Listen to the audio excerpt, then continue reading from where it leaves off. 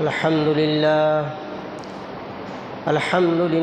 نحمده ونستعينه ونستغفره ونؤمن به ونتوكل عليه ونعوذ بالله من شرور أنفسنا ومن سيئات أعمالنا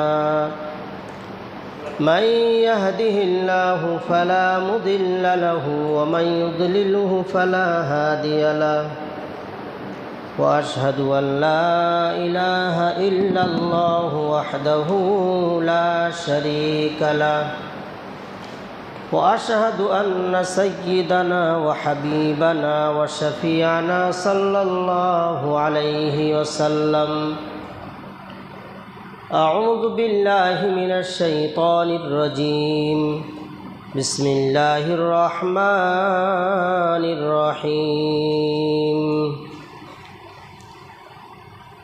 وإذ قال ربك للملائكة إني جاعل في الأرض خليفة قالوا أتجعل فيها من يفسد فيها ويسفك الدماء ونحن نسبح بحمدك ونقدس لك قال إني أعلم ما لا تعلمون وعلم آدم الأسماء كلها ثم عرضهم على الملائكة فقال أنبئوني بأسماء هؤلاء إن كنتم صادقين قالوا سبحانك لا علم لنا إلا ما علمتنا إنك أنت العليم الحكيم আল্লাহ তাআলার অশেষ মেহেরবানি যে আজকের আমরা দারসুল কোরআন মাহফিলে বসার যে সুযোগ পেয়েছি আমরা প্রত্যেকের জন্য বলি আলহামদুলিল্লাহ।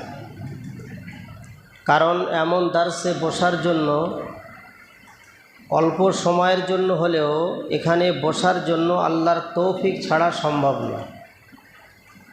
তো প্রথমত আমাদের বসাটাকে ঠিক করতে হবে যে আমরা যে বসতে পেরেছি এটা আল্লাহ তাআলার অনুগ্রহ, আল্লাহ তাআলার তৌফিক আমাদের সাথে আছে বলে আমরা বসতে পেরেছি। দ্বিতীয় কথা হলো যে আপনারা ঘোষণায় শুনেছেন যে আজকের আমাদের যে প্রোগ্রামটা এটা কোনো সাধারণ জলসা বা কোনো অনুষ্ঠান নয়, এটা যে বাৎসরিক কোনো অনুষ্ঠান হচ্ছে অথবা কোনো এসব কিছু নয়, এটা সম্পূর্ণ পিওর দারসে কোরআনের একটা মাহফিল।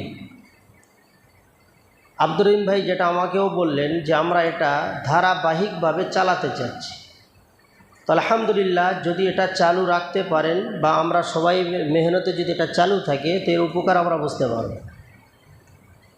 তো আজকের সেই দারসে কোরআনের মাহফিলের প্রথম যে দার্স, যে বিষয়টি নিয়ে আপনাদের সামনে আলোচনা করব সেটা হলো ইলম সম্পর্কে বা ইসলামী শিক্ষা। তো কয়েকটি কথা আমি দারসে কোরআনের উপরে বলি যে আজকের আমাদের অধিকাংশ মসজিদগুলো থেকে কোরআনের আলোচনা উঠে যাচ্ছে। এটা এখন সীমাবদ্ধ হয়ে গিয়েছে মাদ্রাসাতে। কোরআনের 30টা পারা এটা যে জনসাধারণের সামনে আসা দরকার আছে, প্রত্যেকটা মানুষ তার কানে যেন কোরআনের মানেটা অন্তত সে শুনতে পারে, এই সিস্টেমটা আমাদের সমাজে নেই। দেখবেন বিভিন্ন জামাত বিভিন্ন বই বার করেছে। তবলিগ জামাতের ভাইরা ফাজাইলে আমল বার করেছে, যেটাকে তবলিগি নেসাব বলে। ওর মধ্যে 6টা পাঠ আছে। তো 6টা পাঠ ওরা এরকম ধরনের দাগ মেরে মেরে পড়ে। এই যে দাগ দেখছেন কোরআনে, এরকম দাগ দেওয়া থাকে। এর অর্থটা কি? যে আজকের যে চ্যাপ্টারটা পড়া হয়েছে আগামীকাল ওটা পড়া হবে না। ধারাবাহিক তারা 1 পৃষ্ঠা 1.5 পৃষ্ঠা করে 2টো 4টে করে পড়তে পড়তে ওরা একটা সময় ফাজাইল আমলটা খতম করে দেয়, আবার গোড়ায় থেকে শুরু করে। হেজবুল্লাহ সিলসিলার ভাইরা তল্লাতনামা বার করেছে, তাদের পীর সাহেবদের লেখা বই, যার ভিতরে কিছু উপদেশ আছে, কিছু ওজিফা আছে, সালাম কিয়ামের কিছু পদ্ধতি আছে। তারা যখন মাসিক জেকেরের মজলিস করে, তো জেকেরের মজলিসে প্রথমে তল্লাতনামাটা তারা পাঠ করে তারা জিকির শুরু করে। তো আপনি জামাতগুলোর দিকে যদি তাকিয়ে দেখেন, দেখবেন সব জামাত তারা তাদের বুজুর্গদের দ্বারা লিখিত এক একটা তালিমের বই তারা বার করেছে। তো এই বইগুলো তারা ধারাবাহিকভাবে তাদের জামাতের সাথীদেরকে শোনায়, যাতে করে এই জামাতের অনুসারী যেন তারা হতে পারে, আর এই জামাতের যে সিস্টেমটা এটা যেন তারা ফলো করতে পারে। তো আজকের আমরা দেখছি যে এই চতুর্মুখী জামাতের মাঝখানে পড়ে, চতুর্মুখী তালিমের কিতাবের মাঝখানে পড়ে কোরআন যেন এখন অসহায়, এর আর খতম করার লোক নেই, কোরআনের দার্স শোনার লোক নেই, কোরআনের দার্স দেওয়ার লোক নেই। মসজিদে ধারাবাহিকভাবে মুসল্লিদের মাঝখানে কোরআনের আলোচনা হবে, আর সেই আলোচনাটা যে শুনবে এর কোনো সিস্টেম নেই এখন। আমি এই জন্য বললাম কোরআনের দার্স যেন এখন অসহায় হয়ে পড়েছে। এখন সবচাইতে অসহায় কিতাব যদি থাকতে হয় তো মনে হয় যেন একটা কোরআন আছে। এটাকে এখন সীমাবদ্ধ করে দেওয়া হয়েছে কিসের মধ্যে? মসজিদে কিছু মুসল্লি, সবাই না, 2-4টে মুসল্লি যাদের বয়স হয়ে গিয়েছে, যাদের সময়ের এখন রিটায়ার সময়, 60 পার করে ফেলেছে, কোনো কাজে যারা লাগে না, এরকম অকেজো কিছু মানুষগুলো মসজিদে যেন তাদের কাছে টাইম আছে কোরআন 2-4 পাতা পড়া, আর বাকি জন যুবকদের কাছে আর সময় নেই এখন কোরআন হাতে করার, কোরআন পড়ার আর সময় নেই, কোরআন নিয়ে গবেষণা করা, কোরআনের দার্সে বসার সময় আর নেই। আমরা এই কিতাবটাকে সীমাবদ্ধ করে দিয়েছি মেয়ের বিয়ে দেওয়ার মধ্যে। 10 বছর মাধ্যমিক পড়াবো, উচ্চ মাধ্যমিক পড়াবো, বিএ কমপ্লিট করাবো, মাস্টার ডিগ্রি করাবো, সব ঠিক আছে।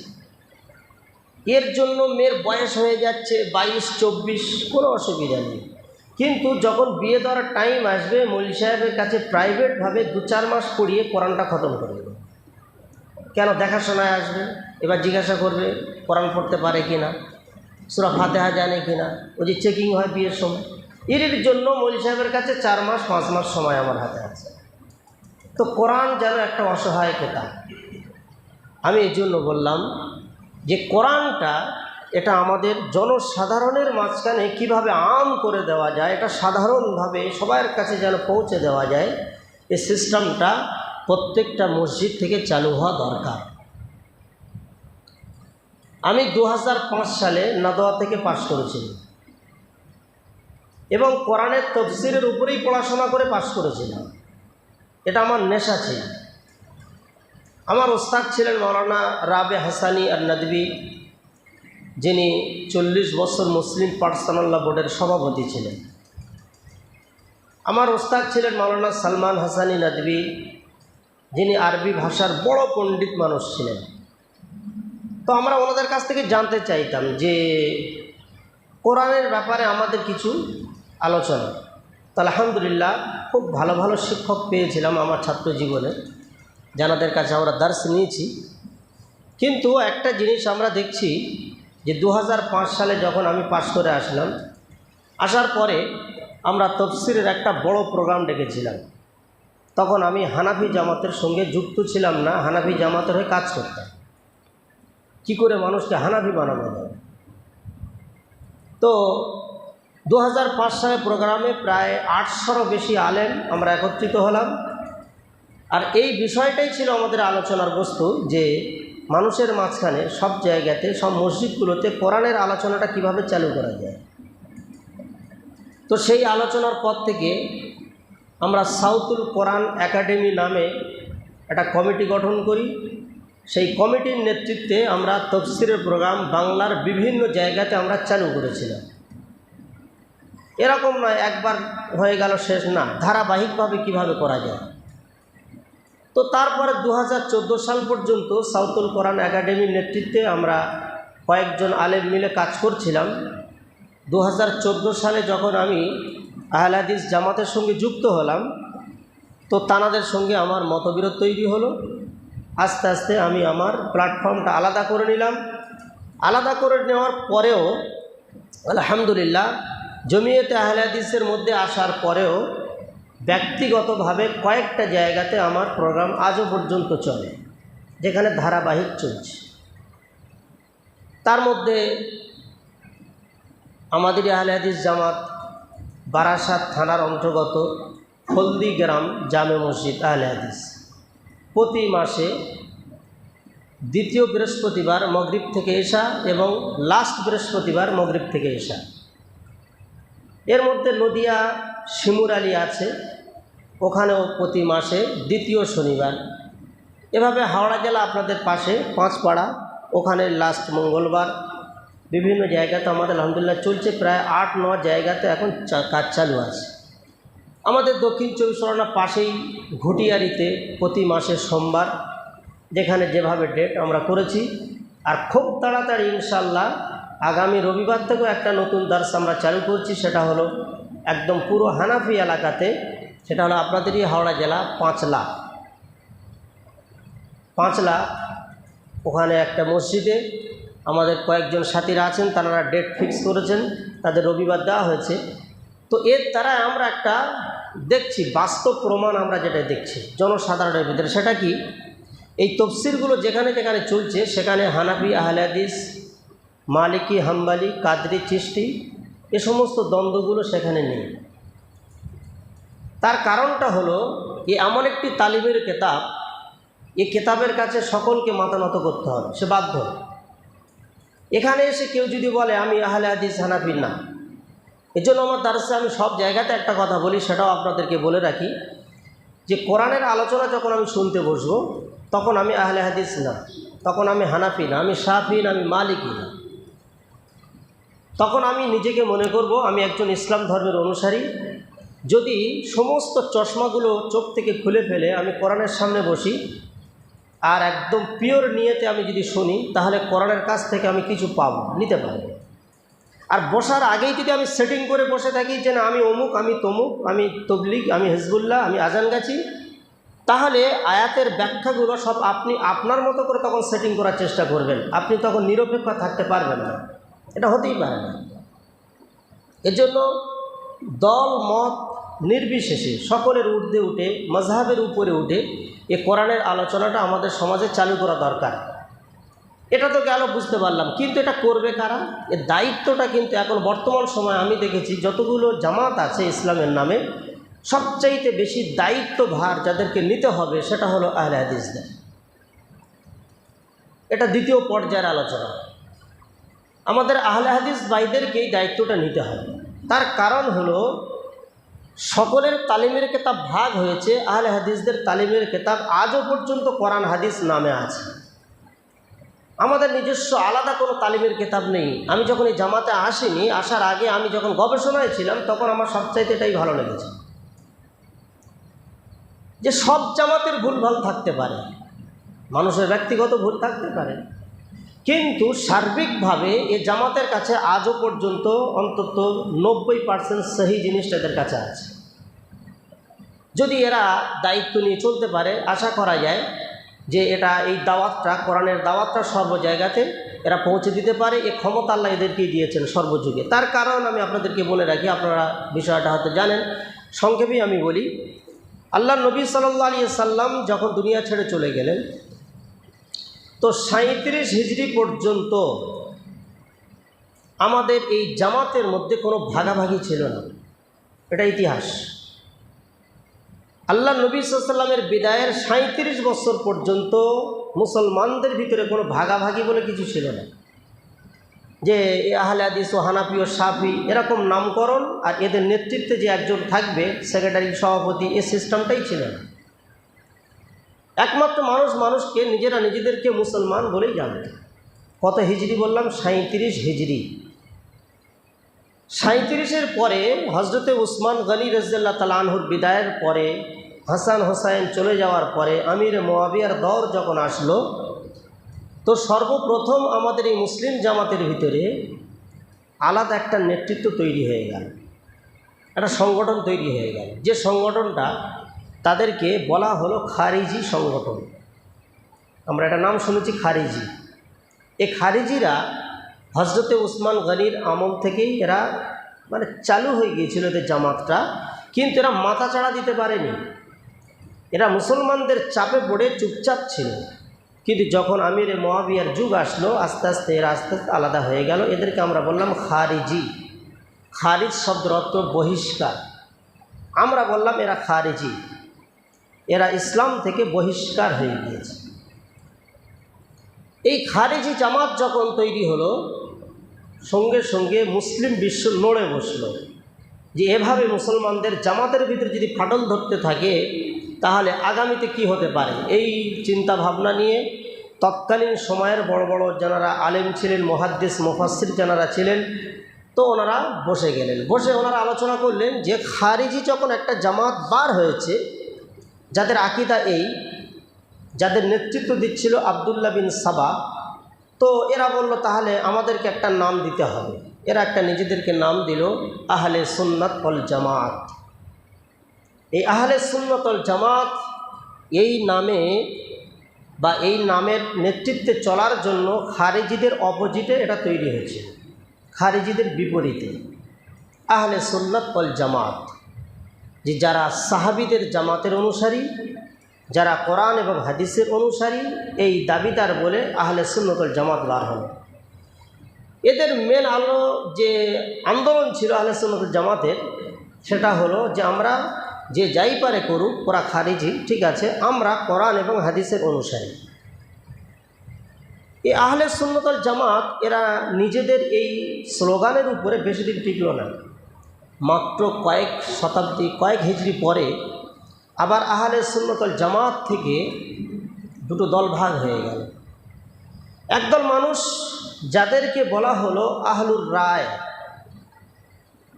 আহলুর রায় মানে একদল মানুষ বলতে শুরু করলো যে আমরা কোরআন হাদিস সরাসরি তো আর বুঝতে পারি না, আর বোঝার ক্ষমতা আমাদের নেই, আমরা সাধারণ মানুষ, তাহলে আমরা কোরআন হাদিসটাকে কিভাবে বুঝবো ডাইরেক্ট?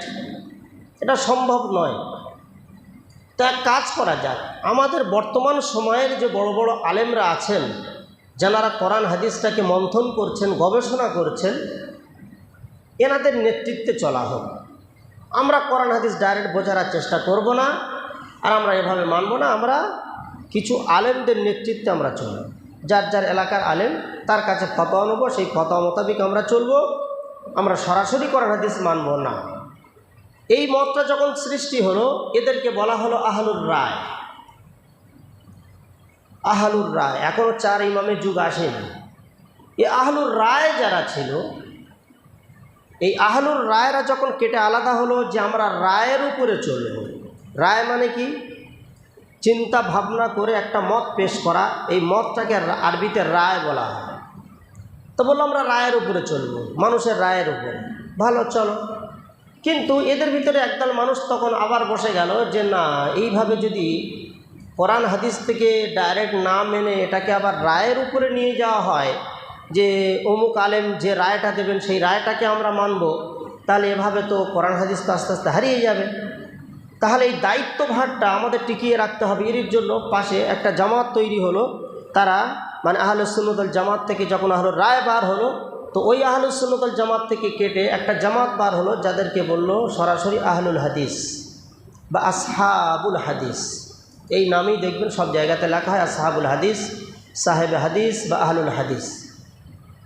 তো আহলুল হাদিসরা আসলো আহলুর রায়দের বিপক্ষে, যারা বলল ইমামদের নেতৃত্বে চলবো বা কারোর মানুষের রায়। তো এরা বলল রায় না, আমরা হাদিসের উপরে আমল করব, আমরা সরাসরি কোরআন হাদিসের উপরে থাকবো, আমরা কিন্তু ভাঙবো না।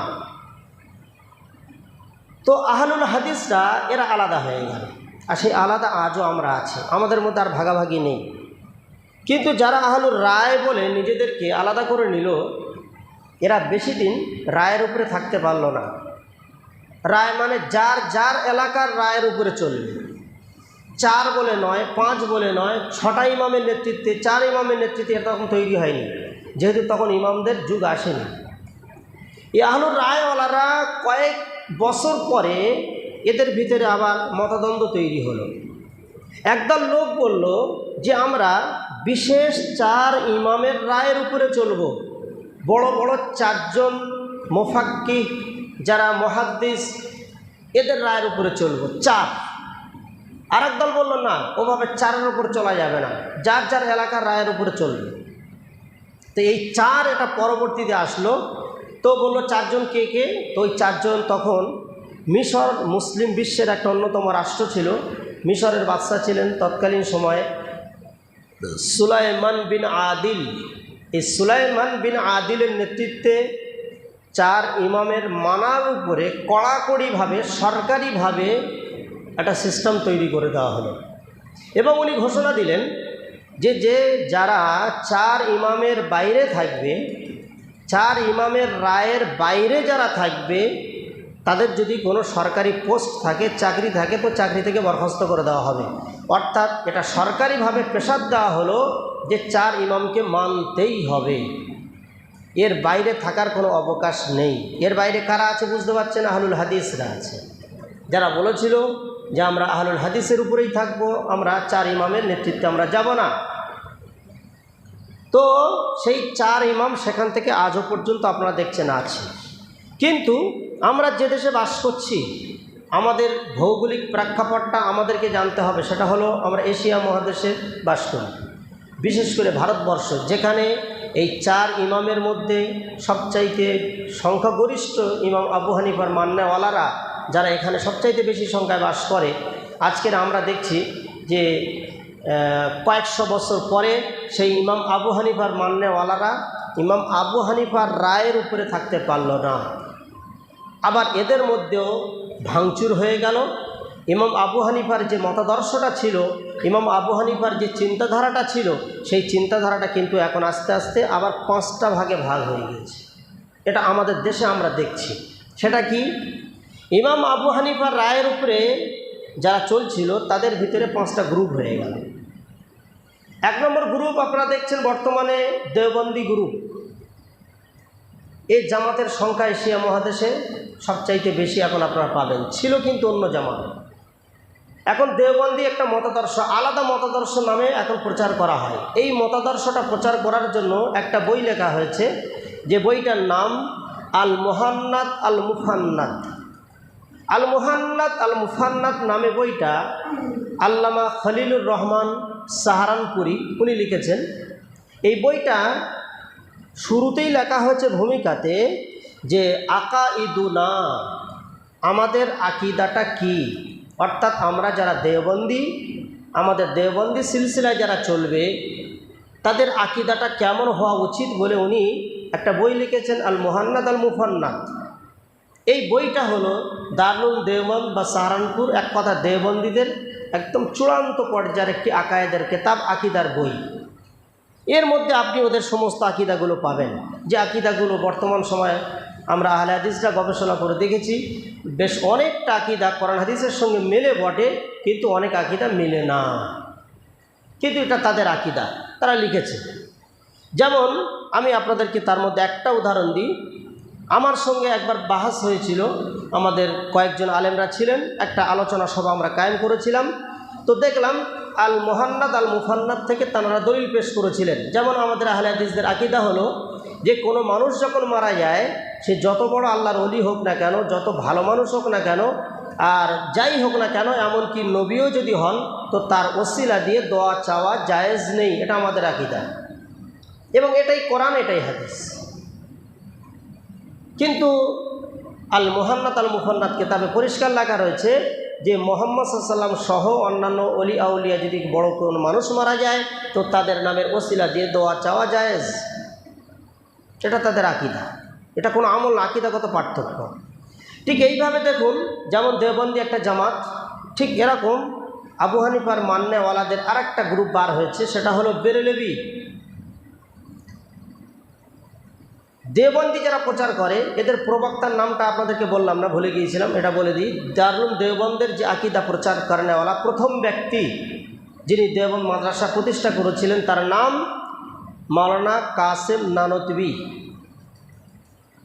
ইউপির একটা থানা নানতা, ওখানে বাড়ি বলে নানতবি বলা হয়, মাওলানা কাসেম। যার নামকরণে আজও দেওবন্দ থেকে যারা পাশ করে তাদেরকে কি বলা হয়? কাসেমি বলা হয় তো, হ্যাঁ, কাসেমি।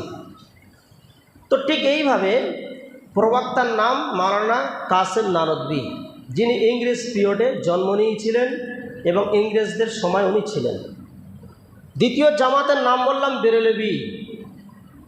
এই জামাতটা যিনি তৈরি করেছেন বা এর প্রবক্তা প্রতিষ্ঠাতা, এনার নাম হলো আহমদ রেজা খাঁ বেরেলভী।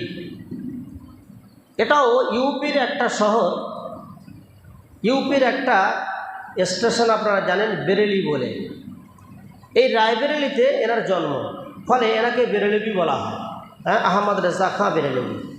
এনারও একটা বই আছে আকায়েদের উপরে, আলাদা একটা সিস্টেম তৈরি করেছেন যেটা দারুল উলুম দেওবন্দের আকিদার সঙ্গে মেলে না। 3 নম্বর একটা জামাত এনাদের আছে যারা প্রচার করে নিজেদেরকে হানাফি বলে, জামাত ইসলামী, যার প্রবক্তা মাওলানা আবুল আলা মওদুদি। অবিভক্ত ভারতবর্ষ যখন ছিল, যখন ভাগ হয়নি, তখন ওনার বাড়ি ছিল লাহোরে, যেটা এখন ভাগ হওয়ার পরে পাকিস্তানে পড়ে গিয়েছে। মাওলানা আবুল আলা মওদুদি ইনি একটা জামাত তৈরি করেছেন, জামাতটার নাম জামাত ইসলামী, যার অনুসারী আপনারা জানেন আল্লামা দেলোয়ার হোসেন সাঈদী, কিছুদিন আগে যিনি মারা গেলেন। এদের 4 নম্বর একটা জামাত হলো তবলিগ জামাত, যার প্রবক্তা মাওলানা ইলিয়াস রহমতুল্লাহ আলাই, মাওলানা ইলিয়াস, যিনি উত্তরপ্রদেশের একটা জায়গা কাঁদলা, ওই কাঁদলায় এনার জন্ম। ইনি একটা জামাত তৈরি করেছেন, মানে হানাফি, জামাতটার নাম তবলিগ জামাত। আর লাস্ট 5 নম্বর একটা জামাত বার হয়েছিল, যেটা ইংরেজ পিরিয়ডে, কাদিয়ানি, যার প্রবক্তা গোলাম আহমদ মির্জা কাদিয়ানি, গোলাম আহমদ মির্জা কাদিয়ানি, যেটা পাঞ্জাবের একটা প্রদেশ, পাঞ্জাব প্রদেশের একটা কসবা, ছোট শহর কাদিয়ান। এই কাদিয়ান এনার জন্ম, গুরুদাসনগর। তো সব ইংরেজ পিরিয়ডের গল্প। তাহলে আমরা 5টা জামাতকে একটু ভালো করে চিনে নিই। যেহেতু আমরা এখানে যারা বসে আছি, আমরা কোরআনের আলোচনা যারা শুনছি, আমরা কিন্তু কর্মী। আমাদেরকে ওই সাধারণ লেকচার মনে করে যদি আমরা শুনে চলে যাই, তাহলে কিন্তু আমরা কাজ করতে পারবো না। এই জন্য আমি আপনাদেরকে একটু দার্সের মতো করে কথাগুলো বলছি, এটা বক্তব্যের অনুষ্ঠান নয়। 5টা জামাতের নাম, যেটা বর্তমানে সারা ভারতবর্ষ নয়, প্রায় পৃথিবীর অর্ধেকের বেশি শাসন করছে যারা, এই 5টা জামাতকে আমরা চিনে নিই। একটা হলো দেওবন্দি, একটা হলো বেরেলভী, একটা হলো তবলিগি জামাত, আর একটা হলো কাদিয়ানি জামাত, আর একটা হলো জামাত ইসলামী। আর ये 5 জনকে 5 জন দারুল উলুম দেওবন্দ, 5 জনকে 5 জন সব হানাফি মাযহাবে, কিন্তু এরা মাথায় গিয়ে সব এক, যে আমরা হানাফি। অথচ মজার বিষয় হলো, আপনি দেখবেন যে দারুল উলুম দেওবন্দের মাননেওয়ালারা তারা বেরেলিদের গালি দিচ্ছে, বেরেলিরা দেওবন্দীদের কাফের বলছে। কিন্তু যতই কাফের ফতোয়া দিক না কেন, ওরা কিন্তু যখন আহলে হাদিসদের মোকাবেলা হয়, তখন ওরা সব বলে আমরা এক, আমরা হানাফিদের অনুসারী, আমরা সবাই হানাফি। তাহলে এই যে পার্থক্যটা সারা ভারতবর্ষ জুড়ে, বুঝতে পারছেন আমরা নিজেরা নিজেদের ক্ষতির কত বড় কারণ হয়েছে। বলুন, যদি একটা দেশের ভিতরে এইভাবে এক ইমামের নেতৃত্বে 5 রকম জামাত চলে, একে অপরের যদি কাফের ফতোয়া দিতে থাকে, তাহলে এখানে একটা অমুসলিম সরকার, এরা কেন সুযোগটা নেবে না? আর সেই সুযোগগুলো এখন বর্তমানে তারা নিচ্ছে, সেই সুযোগগুলো তারা নিচ্ছে, আমরা সুযোগগুলো তাদের করে দিচ্ছি। কিন্তু আপনি ভুলবেন না, আমি যে জায়গাতে আলোচনাটা এদিকে আনলাম, এটা আমরা যেহেতু ভারতবর্ষে বাস করছি, প্রেক্ষাপটটা বুঝতেই হবে, ভৌগোলিক প্রেক্ষাপট, এটা জানতেই হবে আপনাকে, নইলে আপনি জামাতের কাজ করতে পারবেন না। আর কিন্তু আমি ছেড়েছি যেখান থেকে, এটা ভুলবেন না, যে আহলে সুন্নাত ওয়াল জামাত থেকে আহলুল হাদিস যে জামাতটা বার হয়েছিল, আহলুর রায়দের বিপক্ষে, যে আমরা কোরআন হাদিসের উপরেই চলবো, আমরা রায় মানব না, এই বলে যারা সাইড হয়েছিল, সেই আহলে হাদিস, আজ থেকে 1000 বছর পূর্বের আহলে হাদিস জামাত, বলুন তাদের ভিতরে আজও পর্যন্ত কোনো ফাটল ধরেনি। হানাফি জামাত 5 ভাগে ভাগ হলেও, কিন্তু আহলে হাদিস জামাত এরা ভাগ হয়নি, আমাদের মধ্যে কোনো ভাগ নেই। আপনি বলবেন ইদানিংকালে কেউ দোয়া, কেউ ফরমায়েশি দোয়া, কেউ মোনাজাত, কেউ অমুক, সব ভাগ, এটা আমাদের ভুল ভাই। কিন্তু মৌলিক আমাদের কোনো ভাগ নেই, আহলে হাদিসই আছে আমরা। তাহলে আমি এই জন্য বললাম যে আহলে হাদিসদের উপরে বড় দায়িত্ব বর্তমান সময়, যে যারা ইসলামটাকে টুকরো টুকরো করেছে, কেউ 4 মাযহাবের নামে ইসলামকে ভাগ করেছে, আবার 4 মাযহাব চলতে চলতে এই ভারতবর্ষে সুফি মতবাদ একটা জন্ম নিল।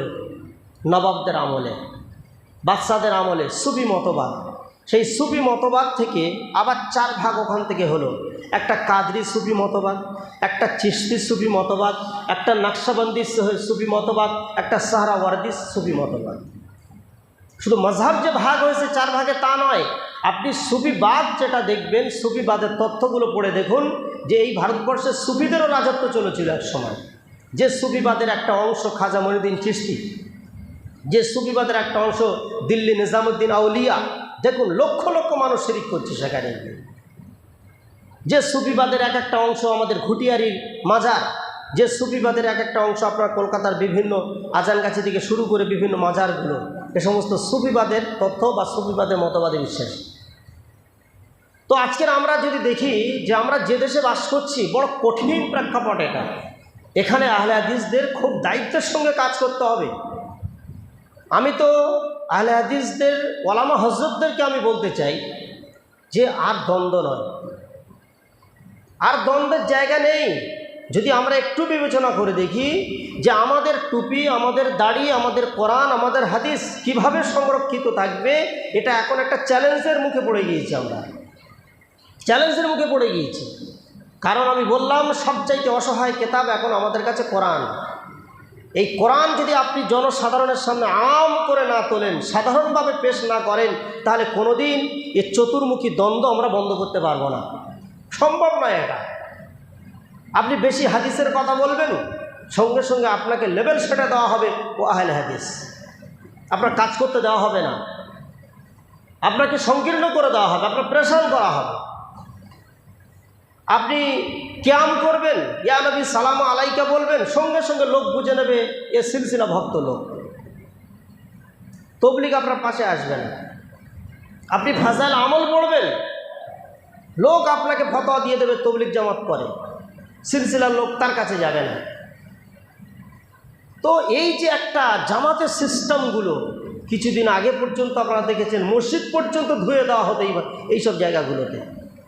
কেন না? ও আমার সিলসিলার লোক নয়। মুসলমান তো কি হয়েছে, ও আমার সিলসিলার লোক নয়, ও তবলিগ করে, মসজিদে উঠেছে, মসজিদ ধুয়ে দাও। ও আহলে হাদিস করে, মসজিদে উঠেছে, মসজিদ নাপাক হয়ে গিয়েছে। কয়েকদিন আগে মাওলানা ইসহাক মাদানী সাহেবের সঙ্গে আমাদের একটা বৈঠক হয়েছিল। অনেক দুঃখের খবর সাহেব শোনাচ্ছিলেন এই 1 সপ্তাহ আগে। উনি একটা খুব দামি কথা আমাকে বললেন যে রুহুল কুদ্দুস, যদি এখন কাজ করতে হয় তো অনেক উদার মনে কাজ করতে হবে। তো উনি একটা ঘটনা শোনালেন। হাওড়া জেলা ডিএমসি একটা কলেজ আছে দেখবেন, ডি থেকে দিনিয়াত, এম থেকে মোয়াল্লেমাত, আর সি থেকে কলেজ, মানে দিনী মোয়াল্লেমাত কলেজ বলে একটা কলেজ তৈরি হয়েছে। আমাদের হানাফি ভাইরা তৈরি করেছেন, যার প্রতিষ্ঠাতা হলেন এমডি হায়দার আলী। স্বামী স্ত্রী খুব শিক্ষিত, দুজনে মিলে প্রচুর পয়সা আল্লাহ ওনাদেরকে দিয়েছেন। ওনা একটা শিক্ষিতা মহিলা যারা, তাদের মধ্যে কিভাবে দিনের একটা তালিম প্রচার প্রসার করানো যায়, এই দিনিয়াতটা, এর জন্য ওনারা ডিএমসি একটা নামে একটা কলেজ নির্মাণ করেছেন, যেটা হাওড়া ওই পাঁচলার কাছাকাছি। এখন উনি মাওলানা ইসহাক মাদানী সাহেবের সঙ্গে কোনো একটা সফরে ছিলেন। মাগরিবের নামাজের টাইম হয়ে গিয়েছে। আলহামদুলিল্লাহ আমাদের আহলে হাদিসের সমস্ত মসজিদগুলোতে কম বেশি মহিলাদের একটা স্থান থাকে, নামাজের টাইমে তারা নামাজ পড়তে পারে, তাদের আলাদা ইস্তেঞ্জাখানা, ওযুখানা সব ব্যবস্থা থাকে। আর এটা অত্যন্ত জরুরি। পুরুষরা ইস্তেঞ্জার সময় হলে তারা কোনো রকম চলে যাবে মসজিদে, কিন্তু মহিলাদের কি তাদের ইস্তেঞ্জার প্রয়োজন নেই? তারা যখন আমার সঙ্গে সফর করবে, তার ভাইয়ের সঙ্গে সফর করবে, তারা যাবে কোথায়? তারা যদি এই জিনিসটাকে বেশিক্ষণ চেপে রাখতে চায় তো শরীরে রোগ জন্মাবে। এমনি তারা লজ্জাশীল, তারা যাবে কোথায়? তো তাদের কথাটা রাস্তাঘাটে তারা যে বার হবে সফরে, কেউ তাদের কথা ভাবে না। আমাদের জন্য মসজিদের দ্বার খোলা। তো উনি স্বামী স্ত্রী নিয়ে মাগরিবের নামাজের টাইম যখন হয়ে গিয়েছে বোম্বাইতে, তো সেই সফরে শায়েখ আর উনি মসজিদে গিয়ে নামাজ পড়েছেন, আর ওনার স্ত্রী বলছেন যে আমি তো নামাজ পড়ব, আমি কোথায় পড়ব? তো কোনো রকম এদিক ওদিক করে উনি যখন নামাজের জন্য মহিলা মসজিদে প্রবেশ করলেন, তো কিছু মানুষ এসে এমন ব্যবহার তাদের সাথে করলো যে মনে হয় যেন এই মারে অবস্থা। মানে বোঝাতে চাচ্ছি আমি যে একটা মেয়ে ছেলে যেন মসজিদে উঠতে পারে না, অচ্ছুত একটা ব্যাপার, এই মসজিদে উঠলো যে নাপাক হয়ে গেল। তো শিক্ষিত মানুষ ছিলেন হায়দার আলী সাহেব, উনি বিষয়টা ভাবলেন এবং শায়েখের সঙ্গে পরামর্শ করলেন যে সত্যি আপনাদের সমাজে এই যে মহিলাদের মসজিদে যাওয়ার যে একটা সিস্টেমটা, এটা একটা সম্পূর্ণ মানে বিজ্ঞান ভিত্তিক একটা বিধান, কোরআন হাদিসের বিধানটা সম্পূর্ণ একটা একটা মানবিক বিধান এটা, আর এটা হওয়া উচিত। যে আজকের আমি তার ভুক্তভোগী, আমি একটা শিক্ষিত মানুষ, আজ আমার স্ত্রী কিনে রাস্তা আমি এরকম একটা বিপদে পড়লাম, তার নামাজ পড়ার কোনো জায়গা নেই। তো আজকের বুঝতে পারছেন এটা কিসের কারণ? ভুলটা কি কোরআন হাদিসের? না, ভুলটা আমরা যে জামাতগুলো ভাগ করেছি, এই ভাগাভাগির জন্য এই পরিস্থিতি আমাদের মধ্যে তৈরি হয়ে গিয়েছে। এই জন্য কোরআন এই পারে যে আবার চতুর্মুখী এই দ্বন্দ্বগুলো মিটিয়ে দিতে। কেন পারে? যে আল্লাহ নবী সাল্লাল্লাহু আলাইহি ওয়াসাল্লাম তিনিও যখন আরবে জন্ম নিয়েছিলেন, তো এই চতুর্মুখী লড়াইয়ের মাঝখানে এসেছিলেন। একদিকে বনু আওস, একদিকে বনু নজির, একদিকে বনু কায়নুকা, একদিকে বনু খাজরাজ, দাম করা বড় বড় বংশ ছিল, নিজেদের মধ্যে লড়াই করত। আল্লাহ নবী সাল্লাল্লাহু আলাইহি ওয়াসাল্লাম আসলেন, আর সেই চতুর্মুখী লড়াইয়ের মাঝখানে তিনি কোরআন যখন পাঠ করলেন আর কোরআনের স্লোগান যখন দিলেন, কোরআনের আয়াত যখন তাদের সামনে পেশ করলেন, তো পেশ করার সাথে সাথে পুরো সিস্টেমটাই পাল্টে গেল। 23 বছর, মাত্র 23টা বছর, 23 বছরে কি এমন আলোড়ন সৃষ্টি হলো যে সারা পৃথিবীতে যে মানুষগুলো একে অপরের রক্তের পিপাসু ছিল, যে মানুষগুলো একে অপরের মাথা নেওয়ার জন্য অপেক্ষা করত, আজকে তারা মাথা জুড়ে মসজিদে নববীতে এসে বসে গেল, শুধু কোরআনের বদৌলত। এটা কোরআনের কারিশমা, এটা কোরআনের পাওয়ার। আজকে সারা পৃথিবীতে আমরা মুসলমানরা শুধু নয়, অমুসলিমরাও যারা আমরা পৃথিবীতে বাকি আছি, টিকে আছি, এটা কোরআনের অবদান। কোরআন ছাড়া আমাদের কিন্তু কোনো যাওয়ার জায়গা নেই, কোরআন ছাড়া যাওয়ার জায়গা নেই সারা পৃথিবীতে। এজন্য এই কোরআনটাকে আল্লাহ তাআলা যখন নাজিল করলেন, তখন তিনি এটাও বলে দিলেন যে নাযালা বিহির রূহুল আমিন আলা কলবিকা লিতাকুনা মিনাল মুনজিরিন। আমি এটা জিবরিল আমিনের মাধ্যমে মুহাম্মদ সাল্লাল্লাহু আলাইহি ওয়াসাল্লামের কাছে আমি এটা পাঠাচ্ছি বটে, কিন্তু আল্লাহ তাআলা কি বললেন? ইন হুয়া ইল্লা যিকরুল লিল আলামিন। এ কোরআন জিকির, এটা উপদেশ মুসলমানদের জন্য না, লিল আলামিন, বিশ্ব জগতের জন্য, সমস্ত জগতের জন্য এটা। আচ্ছা, জগৎ যখন আল্লাহ বলেছেন, তাহলে মুসলমান কোথায় গেল? কে মুসলিম, কে হিন্দু, কে খ্রিস্টান আর দেখার দরকার নেই। আল্লাহ বলছেন কোরআনটা হলো জিকরুল লিল আলামিন, সমস্ত জগৎবাসীর জন্য এটা রহমত, সমস্ত জগৎবাসীর জন্য। তাহলে কোরআন যদি না থাকতো জগৎবাসী যাবে কোথায়? এজন্য আমাদের অস্তিত্ব কোরআনের কারণে আমরা টিকে আছি। আজও আমরা যে বাকি আছি কোরআনের কারণে। পৃথিবীতে যদি কোরআন এই মুহূর্তে না থাকতো, আমাদের কোনো দাম থাকতো না, কোনো মূল্য আমাদের কাছে থাকতো না। আজকে সেই কোরআনকে আমরা ভুলে গেলাম, সেই কোরআন থেকে আমরা দূরে সরে গেলাম। এজন্য আজকের দার্সের যেহেতু প্রথম দার্স, আমরা একটু ব্রেন ওয়াশ করি। ওয়াজ অনেক শুনেছি, একটু ওয়াশ করি, নিজেদের ব্রেনটাকে কাজে লাগাই যে দার্সে কোরআনের প্রয়োজনীয়তাটা কি বর্তমান সময়। আমার তো মনে হয় যে আল্লাহর কাছে আমরা কী জবাব দেবো। আমি মাঝে মাঝে এটাকে ভাবি যে যাদের আমাদের মধ্যে 60, 70, 80 বছর বয়স হয়ে গিয়েছে, কবরের সওয়াল জবাবের পরে যখন বড় প্রশ্ন উত্তর হবে হাসরের মাঠে, আল্লাহ যদি একবার তুলে দাঁড় করে জিজ্ঞাসা করেন যে কোরআনটা তোমার জীবনের জন্য উপদেশ হিসাবে পাঠিয়েছিলাম, তুমি সেই কোরআনটা নিজে মানে মতলব বোঝো না, ঠিক আছে, তুমি সাধারণ মানুষ, কিন্তু যে বোঝে তার কাছে বসে পুরো কোরআনের মানেটা কি একবার শুনেছিলেন? এর উত্তরটা তো আমাদের না ছাড়া তো হ্যাঁ আসবে না। কজন মুসল্লি আছে, কোন মসজিদ আছে যেখানে সিস্টেমটা আমরা এ পর্যন্ত চালু করতে পেরেছি যে আমাদের মহল্লার সমস্ত মানুষের কাছে কোরআন পৌঁছে দেওয়ার জন্য একটা সিস্টেম আছে। এবার কে বসবে কে বসবে না ওটা পরের কথা, ওটা তার যত বড় মানে পাত্র হবে সে ততটাই নেবে। এক জায়গায় দুধ বন্টন হচ্ছে, ফ্রি দুধ দেওয়া হচ্ছে, কেউ একটা বদনা এনেছে, কেউ একটা পেয়ালা এনেছে, কেউ একটা কলসি এনেছে, তো যে যেরকম পাত্র যার বাড়িতে যার কাছে ছিল আওয়াজ কানে পড়েছে সে সেরকম নিয়ে এসছে, আর কেউ ছোট্ট একটা কিছু নিয়ে এসছে। এখন দেনেওয়ালা যিনি দিচ্ছেন বাঁটছেন উনি তো ওইভাবেই দেবেন না, যার কাছে বদনা আছে তার এক বদনা দেওয়া হবে, যার কাছে একটা বালতি আছে এক বালতি তার দেওয়া হবে, যার কাছে কলসি, এক কলসি তার দেওয়া হবে, যে যেরকম পাত্র আনবে তাকে সেইভাবে দেওয়া হবে। এখন কি ছোট একটা পেয়ালা এনেছে, তাকে তো এক বালতি দেওয়া যেতে পারে না, ওটা তার কাছে নির্ভর। কিন্তু দেওয়া হচ্ছে যে জিনিসটা, সেটা দামি জিনিস, সেটা মূল্যবান সম্পদ, এটা পিওর খালিস দুধ বন্টন হচ্ছে। এখন এলেম যেখান থেকে বন্টন হয়, কোরআন যেখান থেকে চালু হয়, দার্স যেখান থেকে আলোচনা শুরু হয়, এর চাইতে খালিস পিওর দামি আর কি হতে পারে? জ্ঞান আর পৃথিবীতে কি আছে? কোরআনের জ্ঞানের উপরে কোনো জ্ঞান নেই। তো একটা দামি জিনিস যখন বন্টন হচ্ছে মহল্লা থেকে, তো লেনেওয়ালা যেমন হবে ততটাই তিনি নেবেন, এখানে জোর জবরদস্তির কিছু নেই। যার ভিতরটা যত বড় হবে, প্রশস্ত হবে, সে তত বড় নেবে। এর জন্য আল্লাহ তাআলা মুহাম্মদ সাল্লাল্লাহু আলাইহি ওয়াসাল্লামকে বলেছিলেন, আলাম নাশরাহ লাকা সাদরাক ওয়া ওয়াযা'না লাকা বিজরাক আল্লাযী আনকাযা যাহরাক ওয়া রাফা'না লাকা যিকরাক। এটা মক্কি জীবনের আয়াত ছিল। হে নবী, আপনি সংকীর্ণ মনে হবেন না। আলাম নাশরাহ লাকা সাদরাক, আমি কি আপনার সিনা মোবারক খুলে দিইনি, প্রশস্ত করে দিইনি? কেন প্রশস্ত করে দিলেন? তিনি ছিলেন সংকীর্ণ মনা। আল্লাহ বলছেন, আমি প্রশস্ত করে দিয়েছি সারা পৃথিবীর মানুষের দরদ বোঝার জন্য, কোরআনের জ্ঞান আপনার ভিতরে দেওয়ার জন্য, কোরআনের জ্ঞান আপনাকে অর্জন করানোর জন্য আপনার দিলটাকে আমি প্রশস্ত করে দিয়েছি। তা যে যত বড় দিল নিয়ে আসবে কোরআনের জ্ঞান, তার মধ্যে ততটা বেশি আল্লাহ দান করবেন। শুধু আমাদেরকে একটু উদার মনের হতে হবে। আমি এই জন্য আগেই বলেছি, চশমা খুলে ফেলতে হবে হানাফির, চশমা খুলে ফেলতে হবে মালিকি হাম্বালির, চশমা খুলে ফেলতে হবে কাদরি, চিশতি, নকশবন্দি, আহলে হাদিস। কোনো জামাতের নির্দিষ্ট কোনো চশমা আমার চোখে থাকবে না যখন আমি কোরআনের আলোচনাতে বসবো।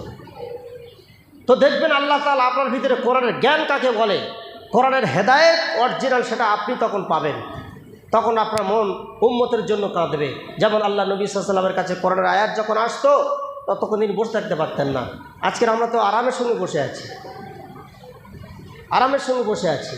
রাত 12টা বাজে, কি সম্ভবত 1টা বাজে, আল্লাহ নবী সাল্লাল্লাহু আলাইহি ওয়াসাল্লামের উপরে কোরআনের আয়াত নাজিল হলো, ওয়ানজির আশিরাতাকাল আকরাবিন ওয়াকফিজ জানাহাকা লিমান ইত্তাবাআকা মিনাল মুমিনিন। এই দু আয়াত নাজিল হয়েছিল সূরা কাসাসের আয়াত। হে নবী, আপনি ঘুমিয়ে আছেন, আপনার যারা প্রতিবেশী, আত্মীয়, আপনি তাদের কাছে যান, আর গিয়ে তাদেরকে আপনি একটু ভয় দেখান, মানে কোরআনের আয়াতগুলো আপনি তাদের কাছে পেশ করুন। কটা বাজে? 12টা 1টা, গভীর রাত্রিতে কোরআনের আয়াত নাজিল হয়ে গেল। মুহাম্মদ সাল্লাল্লাহু আলাইহি ওয়াসাল্লামের চোখ খুলে গেল, আর ঘুম আসছে না। তিনি ছটফট করছেন, ব্যতিব্যস্ত হয়ে পড়েছেন যে এই গভীর রাত্রিতে এই আয়াতটা আল্লাহ আমার কাছে পাঠিয়েছেন, এই কোরআনের আয়াতটা আমার কাছে এসেছে। ও আনজির, যে আপনি সতর্ক করুন তাদেরকে, আশিরাতাকা, যারা প্রতিবেশী, আকরাব, তার ভিতরে যারা নিকট আত্মীয়, বাপ, চাচা, ভাই, ব্রাদার, ভাইপো যারা আছে, ভাতিজি, এদের কাছে আপনি তাড়াতাড়ি চলে যান, পৌঁছে দেন। আল্লাহ নবী পৌঁছে দেওয়ায় দায়িত্ববোধ ওনার এতটা ছিল, রাত 12টা থেকে ভোর পর্যন্ত আর ঘুমাননি। টেনশনে আছেন, ভাবছেন 2টোর সময়, 3টের সময়, 4টের সময় যদি আমি মারা যাই, তাহলে এই দায়িত্বটা যেটা আল্লাহ আমাকে রাত 12টার সময় দিয়েছেন, আমি এতক্ষণ তো সময় পেলাম, পৌঁছে না দেওয়ার অপবাদে, এর অপরাধে হয়তো আল্লাহ আমাকে দণ্ডিত করবেন, আল্লাহ আমাকে জিজ্ঞাসাবাদ করবেন, এই ভয়ে ফজর পর্যন্ত ঘুমাতে পারেনি। তো কোরআন যার কাছে পৌঁছে গিয়েছে, ও বসে থাকতে পারে না। কোরআনের দায়িত্ব যার ভিতরে এসে গিয়েছে, ও আর বসে থাকতে পারে না, আর না থাকাটাই উচিত। তাকেও একটা অন্য মেজাজে থাকতে হবে, তাকে নিজেকে একটা অন্য সিস্টেমে চালাতে হবে, তাকে দায়ী মানতেই হবে। সে আর 5টা ভাইকে কিভাবে কোরআনের আলোচনায় আনবে, সে আর 5টা মানুষের কাছে কোরআনের গুরুত্ব কিভাবে তাদের কাছে বোঝাবে, সে নিজে কিভাবে কোরআন মোতালা করবে, পড়বে, এর জন্য টেনশনে থাকবে যার কাছে কোরআন পৌঁছে গিয়েছে। তো কি ঘটলো? ফজর না হতে হতে মুহাম্মদ সাল্লাল্লাহু আলাইহি ওয়াসাল্লাম তিনি পাহাড়ের উপর উঠে গেলেন। মানুষ সব ঘুমিয়ে আছে, সব ঘুমের কোলে ঢলে আছে। আর মুহাম্মদ সাল্লাল্লাহু আলাইহি ওয়াসাল্লাম তিনি যেহেতু ঘুম আসেনি, উনি পাহাড়ের উপর উঠে আওয়াজ দিচ্ছেন, ইয়া আইয়ুহাল আরব, এইভাবে আওয়াজটা দিয়েছিলেন, ইয়া আইয়ুহাল আরব আনতুম তামলিকুনাল আরব ওয়া তামলিকুনাল আজম, ইয়া আইয়ুহান নাস কুলু লা ইলাহা ইল্লাল্লাহ তুফলিহুন। মুহাম্মদ সাল্লাল্লাহু আলাইহি ওয়াসাল্লামের দাওয়াতি প্রথম ভাষা ছিল এটাই। কি বললেন? ইয়া আইয়ুহাল আরব। ভোরের আওয়াজ মানুষের কানে দ্রুত পৌঁছে যায়। এই দিনের বেলা আজান দিলে যতটা না পৌঁছায়, ফজরের আজান মানুষের কানে ততটা, তার থেকে বেশি পৌঁছায়। কেন? নীরব নিস্তব্ধ পরিবেশ থাকে, পশু পাখিরা তারা ঘুমের কোলে ঢলে থাকে, মানুষগুলো সব ঘুমের করে ঢলে পড়ে থাকে। একটা নীরব পরিবেশের ভিতরে আওয়াজটা দ্রুত পৌঁছে যায়। তো মুহাম্মদ সাল্লাল্লাহু আলাইহি ওয়াসাল্লাম তিনিও ফজরের টাইমটা নির্বাচন করলেন। পাহাড়ে উঠে দ্রুত তিনি আওয়াজটা কানে পৌঁছানোর জন্য বললেন, ইয়া আইয়ুহাল আরব, এই আরববাসী, হে আরববাসী, হে মক্কাবাসী। এই আওয়াজটা যখন উনি দিয়েছিলেন তো আরবের সব কাফেরদের কানে কানে কিন্তু পৌঁছে গিয়েছিল। ওরা ঘুম থেকে উঠে দ্রুত মুহাম্মাদের ডাকে তারা সাড়া দিয়েছিল। তারা দৌড়ে দৌড়ে মুহাম্মদ সাল্লাল্লাহু আলাইহি ওয়াসাল্লামের সেই কথার আওয়াজে লাব্বাইক বলে তার পাদদেশে গিয়ে জমা হয়ে গিয়েছিল। আর গিয়ে বলেছিল, মুহাম্মদ কেন ডেকেছো এত ভোরে? কি অঘটন ঘটে গেল? নাকি বহিরাগত শত্রুরা আমাদের এই আরবের উপরে আক্রমণ করে দেবে, এই খবরটা তোমার কাছে এসেছে? কি হয়েছে বলো, তাড়াতাড়ি বলো, আমরা রেডি আছি। ওরা মনে করেছে না জানি কোনো একটা অঘটন ঘটে গিয়েছে, এত ভোরে ডাকবেন কেন? তো মুহাম্মদ সাল্লাল্লাহু আলাইহি ওয়াসাল্লাম বলে, ঠিক আছে সবাই এসে যাক। গেল আরবের লাব্বাইক বলে সব জমা হয়ে গেল। আর সবচাইতে সামনে যে মানুষটা গিয়ে বসেছিল সেদিনে, তার নাম ছিল আবু লাহাব। তো একবার সামনে গিয়ে বসেছিল। জানে ভাইপো তো কোনোদিন মিথ্যা কথা বলতে পারে না। ভাইপো ইমানদার, সাদিক লোক, ভালো লোক, সৎ লোক, এ কি মিথ্যা কথা বলবে? এমনি ডেকেছে না জানি কোনো একটা বিষয়। দ্বিতীয় পর্যায়ে মুহাম্মদ সাল্লাল্লাহু আলাইহি ওয়াসাল্লাম বললেন, আনতুম তামলিকুনাল আরব, হে আমার বাচ্চাচারা, যেহেতু আল্লাহর নির্দেশ কী ছিল, ওয়ানজির আশিরাতাকাল আকরাবিন, শুরু করো তোমার নিকট আত্মীয়দের থেকে, শুরু করো তোমার নিকট আত্মীয়, সবচাইতে কাছে তোমার চাচা চাচি, তোমার ভাতিজি ভাইপো যারা আছে এদের থেকে শুরু করো দাওয়াত। তো তাই শুরু করেছিলেন নিজের চাচা। আর সবচাইতে নিজের চাচা আবু জেহেল তো চাস্ত চাচা ছিল না, ও তো আর অত কাছের ছিল না যতটা আবু লাহাব ছিল। তো আবু লাহাব ও তাড়াতাড়িকে সামনে জায়গা দখল করেছিল আর বলেছিল, ভাইপো কি হয়েছে তাড়াতাড়ি বলে ফেলো। তো মুহাম্মদ সাল্লাল্লাহু আলাইহি ওয়াসাল্লাম বললেন, আনতুম তামলিকুনাল আরব, এখানে যারা আপনারা উপস্থিত আছেন আমার বাচ্চাচারা, তোমরা তো আরবের বাদশাহ আছো কিনা বলো। বলছে হ্যাঁ, যেহেতু তৎকালীন সময় সব নেতৃত্ব মুহাম্মদ সাল্লাল্লাহু আলাইহি ওয়াসাল্লামের বংশের হাতে ছিল। আবু জেহেল নেতা, আবু লাহাব নেতা, ওনার শ্বশুর আবু সুফিয়ান নেতা, সব নেতার বংশ। হজরতে হামজা যখন ইসলাম কবুল করেননি তখন নেতা, বড় বড় নেতাদের বংশ ছিল এটা। এই জন্য মুহাম্মদ সাল্লাল্লাহু আলাইহি ওয়াসাল্লাম বংশটাকে আমরা কী বলি, সাইয়্যেদ বংশ, সর্দারি বংশের, সর্দারি করতেন আরবের উপরে। তো আল্লাহ রসুল বললেন, তোমরা তো আরবের নেতৃত্বস্থানীয় লোক সব। তাহলে হ্যাঁ। বলছে আচ্ছা, আমি এমন একটা মন্ত্র আজকে তোমাদেরকে শোনাবো, যদি তোমরা খালিস দিলে পড়ে নিতে পারো তাহলে আরব নয়, অনারব, আরবের বাইরে যে দেশগুলো আছে, ইরান, আফ্রিকা, হিন্দুস্তান, তুরান, আজবাকিস্তান, এসব দেশের তোমরা মালিক হয়ে যাবে। তোমরা পড়বে কিনা বলো। বলছে আরে অবশ্যই পড়বো, আরব থেকে অনারবের বাদশা হতে চাই আমরা, কেন পড়বো না, বলে ফেলো তাড়াতাড়ি। এবারে মুহাম্মদ সাল্লাল্লাহু আলাইহি ওয়াসাল্লাম বললেন, ইয়া আইয়ুহান নাস কুলু লা ইলাহা ইল্লাল্লাহ, তাহলে লোক সকল, হে চাচারা তোমরা একটাবার পড়ে নাও লা ইলাহা ইল্লাল্লাহ তুফলিহুন, তাহলে তোমরা সফল হয়ে যাবে। এই কথা বলার সাথে সাথে আপনারা জানেন যে সর্বপ্রথম ওই মজমার ভিতরে বৈঠকে যারা বসেছিল, মাঝখান থেকে নয়, পিছনের দিক থেকে নয়, একদম সামনের সারিতে যে লোকটা বসেছিল যার নাম ছিল আবু লাহাব, এই প্রথম প্রতিবাদের ধ্বনি তুলেছিল এবং নবী মুহাম্মদ সাল্লাল্লাহু আলাইহি ওয়াসাল্লামের সামনে দাঁড়িয়ে আঙুল উঁচিয়ে এই কথা বলেছিল, হে মুহাম্মদ, আলী হাজা জামাতানা, আলী হাজা জামাতানা, এই জন্য এখানে জমা করেছো? তোমার দুটো হাত ধ্বংস হয়ে যাক, তোমার দুটো হাত পড়ে যাক, তুমি বরবাদ হয়ে যাও। আলী হাজা জামাতানা, এই জন্য জমা করেছে এখানে, এই কলেমা পাঠ করাবে বলে।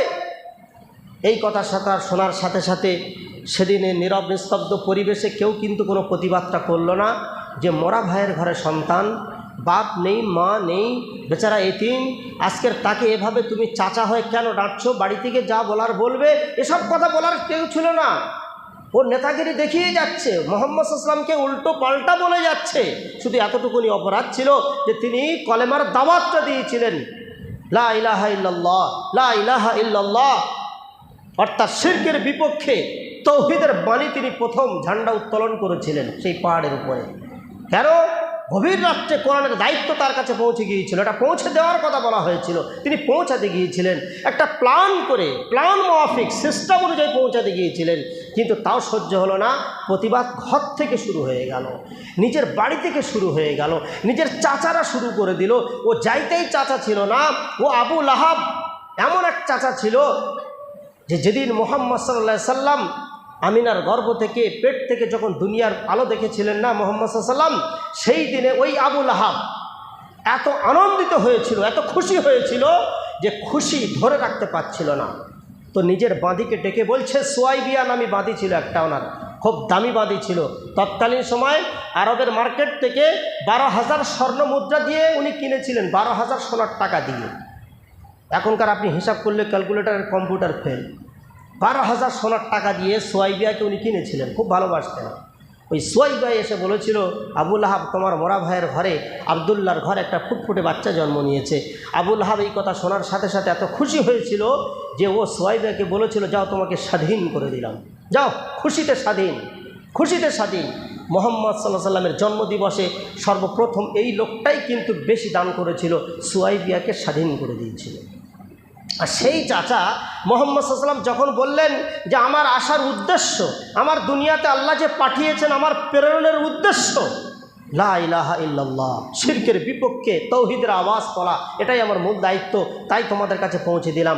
সহ্য করতে পারলেন না, আবু লাহাব তেলে বেগুনে জ্বলে উঠল। আর শুধু তাই নয়, মোহাম্মদ সাল্লাল্লাহু আলাইহি ওয়াসাল্লাম নিজের ভাইপোকে বদদুয়া পর্যন্ত দিতে শুরু করে দিল। তাব্বাল্লাকা ইয়া মুহাম্মদ আলি হাযা জামাতানা, মোহাম্মদ তোমার দুটো হাত ধ্বংস হয়ে যাক, তুমি এই জন্য আমাদেরকে পলিসি করে ডেকেছিলে। কিন্তু এই প্রতিবাদের কথাগুলো মোহাম্মদ সাল্লাল্লাহু আলাইহি ওয়াসাল্লাম শুনছিলেন আর কাঁদছিলেন, ঝরঝর করে চোখ থেকে টস টস করে পানি পড়ছিল। কিন্তু উনি সবর করলেন। সেই সবরের ফলটা কি হলো? আরশ মহল্লা ভেদ করে আল্লাহর পক্ষ থেকে আয়াত নাজিল, শুধু নয় সূরা নাজিল হয়ে গেল আবু লাহাবের নামে। তাব্বাত ইয়াদা আবি লাহাব ওয়া তাব্বা মা আগনা আনহু মালুহু ওয়া মা কাসাব সায়াসলা নারান যাতা লাহাব ওয়া ইমরাতুহু হাম্মালাতাল হাতাব ফি জিদিহা হাবলুম মিন মাসাদ। এ সূরা ওই সময় নাজিল হয়ে গেল। একদম মানে পাল্টা জবাব এসে গেল, উত্তর তার প্রতি উত্তর এসে গেল। আল্লাহ তাআলা বললেন, তাব্বাত ইয়াদা আবি লাহাব, হে আবু লাহাব কান খুলে শুনে নে, আমার নবী মোহাম্মদ সাল্লাল্লাহু আলাইহি সাল্লামের দুটো হাত ধ্বংস হবে না, বরং তোর দুটো হাত ধ্বংস হয়ে যাবে। প্রতি উত্তর, তাব্বাত ইয়াদা আবি লাহাব ওয়া তাব্বা মা আগনা আনহু মালুহু ওয়া মা কাসাব। শুধু তাই নয়, তোর সারা জীবনের উপার্জিত যত সম্পদ। আবু লাহাব কিন্তু মনে রাখবেন, মানে এই যে বিশ্ব সুন্দরী প্রতিযোগিতাটা, এটা যে আজকাল হয় তা না, এই জাহিলি যুগের একটা প্রথা। এটা বিশ্ব সুন্দরী প্রতিযোগিতার যে একটা অংশগ্রহণ মেয়েদের, এটা কিন্তু জাহিলি যুগের প্রথা। আল্লাহ নবী সাল্লাল্লাহু আলাইহি ওয়াসাল্লামের আসার পূর্বেও জাহিলি যুগে এই প্রতিযোগিতা হতো। তো সেই প্রতিযোগিতায় ফার্স্ট ক্লাস ফার্স্ট যে মহিলা সামনের সারিতে ছিল, বিশ্ব সুন্দরী নারী হিসাবে যাকে আখ্যায়িত করা হয়েছিল, তার নাম উম্মে জামিলাহ। এ ছিল কে? তৎকালীন সময় আরবের সবচাইতে বড় নামকরা বাদশাহ আবু লাহাবের স্ত্রী। এর রূপের উপরে গর্ব, এর অর্থের উপরে গর্ব ছিল, কিন্তু মেয়েটা খুব একটা বড় ধরনের বিজনেস কিছু করতো না। এ কী কাজ করতো? সারাদিন জঙ্গলে জঙ্গলে শুকনো কাঠগুলো গুড়িয়ে আনতো আর সেইগুলো মার্কেটে বিক্রি করতো। এটাই বিশাল একটা ইনকাম ছিল এর। জঙ্গলে কাঠ গুড়িয়ে বেচারা বিজনেস করে খেত। আর ওর গলায় একটা সোনার চেন ছিল, খুব দামি মোটা সোনার চেন ছিল। অত মোটা সোনার চেন কোনো মহিলার গলা তৎকালীন সময় কেউ দেয়নি। তো আল্লাহ তাআলা সবকটাকে তুলে ধরে এক জায়গায় এনে বদদুয়া দিয়ে শেষ করে দিলেন। ওয়াতাব্বা মা আগনা আনহু মালুহু ওয়া মা কাসাব। কাসাব মানে উপার্জন করা। আবু লাহাব, তোর যত উপার্জিত সম্পদ আছে, তুই যা কিছু কামিয়েছিস, সব কিছু সমেত তুই ধ্বংস হয়ে যা। দেখছেন, একটা বদদুয়া মুহাম্মদ সাল্লাল্লাহু আলাইহি ওয়াসাল্লামকে দিয়েছে আল্লাহ। ওর উল্টো বদদুয়া শুধু নয়, ওর মালের উপরে বদদুয়া, ওর স্ত্রীর উপর বদদুয়া। আর কিয়ামতের আল্লাহ তাআলা যে সাজা, তার ঘোষণা আল্লাহ তাআলা দিয়ে দিলেন। কি বললেন? ওয়ামরাতুহু হাম্মালাতাল হাতাব। আর তোর যে বিবি উম্মে জামিলা, হাম্মালাতাল হাতাব, হাতাব মানে শুকনো কাঠ, হাম্মাল মানে কুড়িয়ে ব্যবসা করা। তোর যে শুকনো কাঠ তোর স্ত্রী গুড়িয়ে এনে জঙ্গল থেকে ব্যবসা করে খায়, তোর বিবিও ধ্বংস হয়ে যাক। আর শুধু তাই নয়, ফি জিদিহা হাবলুম মিন মাসাদ। তোর স্ত্রীর গলায় যে মোটা সোনার চেনটা আছে, এর উপরে বড় অহংকার। এই চেনটা আমি আল্লাহ কাল মরণের পরে এই চেনটা আগুনে পরিণত করে গলায় ঝুলিয়ে দেবো। আল্লাহ তাআলা একদম বংশ ধ্বংস করে দিলেন আবু লাহাবের। আজ আবু লাহাব নামটাও কেউ রাখতে চায় না, আজ আবু লাহাবের নাম কেউ নিতে চায় না। আর মুহাম্মদ সাল্লাল্লাহু আলাইহি ওয়াসাল্লাম যাকে বদদুয়া দিয়েছিল, সে মুহাম্মদ সাল্লাল্লাহু আলাইহি ওয়াসাল্লাম কোথায় চলে গেলেন? আল্লাহ তাআলা বলছেন, ওয়ারাফা'না লাকা যিকরাক ফাইন্না মা'আল উসরি ইসরা, ইন্না মা'আল উসরি ইসরা। ওয়ারাফা'না লাকা যিকরাক, হে নবী, এমন একটা দিন আসবে আপনার নাম, আপনার নামের আলোচনা এটা কাঁচা পাকা উঁচু নিচু সমস্ত বাড়ি থেকে বার হবে। আজকের পৃথিবীর এমন কোনো বাড়ি নেই 10 তলা 5 তলার 100 তলা থেকে শুরু করে আর পানির নিচে সাবমেরিনে চলে যান না কেন, পানির তলদেশেও মোহাম্মদ সাল্লাল্লাহু আলাইহি ওয়াসাল্লামের নাম উচ্চারিত হচ্ছে। আপনি প্লেনে চলে যান, সেখানে আলহামদুলিল্লাহ মোহাম্মদ সাল্লাল্লাহু আলাইহি ওয়াসাল্লামের নাম উচ্চারণ হচ্ছে। আপনি চাঁদে চলে যাবেন, সেখানে মোহাম্মদ সাল্লাল্লাহু আলাইহি ওয়াসাল্লামের নাম আপনি শুনতে পাবেন। আকাশ বাতাস সমস্ত জায়গাতে উচ্চারিত হচ্ছে মোহাম্মদ সাল্লাল্লাহু আলাইহি ওয়াসাল্লামের নাম। তাই আল্লাহ কোরআনে বলেছেন, ওয়ারাফা'না লাকা যিকরাক, আপনার জিকির, আপনার স্মরণ, আপনার আলোচনা এটা আমি বিশ্ব মানবের কাছে এটা ফুটিয়ে তুলব, এটা আমার দায়িত্ব। তো আজকের সেই কোরআন কোথায় গেল, যে কোরআনের সঙ্গে আমাদের সম্পর্ক? আল্লাহ নবী সাল্লাল্লাহু আলাইহি ওয়াসাল্লাম তিনি বলেছেন যে এমন একটা যুগ আসবে, কিছু মানুষের উত্থান হবে কোরআনের কারণে, আর কিছু মানুষের পতন হবে কোরআনের কারণে। বোঝা গেল হাদিস থেকে আমাদের উত্থান আর আমাদের পতন এটা কোরআন নির্ণয় করবে।